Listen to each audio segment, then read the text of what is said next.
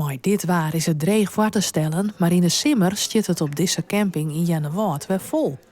Eigenaar Annelie Blackman bevestigt dat het tal bezoekers weer op het oude niveau is.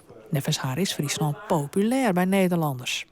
Wij merken dat mensen eerder boeken en dat het dus eerder ook vol zit voor de zomer. Het is niet heel veel meer, maar gewoon inderdaad constant. En dat is natuurlijk heel mooi, dat iedereen Friesland ontdekt. In orenprovincies is het al oornachtings nog heel iets leger als voor de coronacrisis. Bij marketingbureau Merk Friesland denken ze dat Friesland goed past bij wat mensen in coronatijd in een vakantie willen. Mensen die waarderen die rust en ruimte in Friesland, waarmee ze toch in een coronatijd op vakantie kunnen. Je zit niet dik opgepakt met andere toeristen, dus men weet dat te vinden.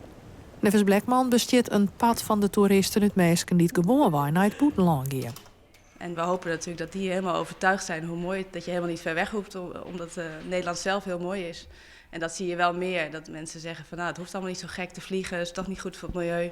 Ga lekker kamperen in de buurt. Net in elke sector is het feest. Groepsaccommodaties, likos disse in Pijnjem, binnen soort inkomsten misroen. Rond de mei, juni hebben we geen gastenhand. En hier in juli en augustus en september en oktober nog wat. Hier nog wel wat gasten. Maar daarna hebben mensen alle jaar weer afzeind. Want mensen die willen graag met 40 tot 50 mensen bij een oor zitten. En in een lockdown, dan kan dat natuurlijk net. Voor dit jaar is het beeld positiever.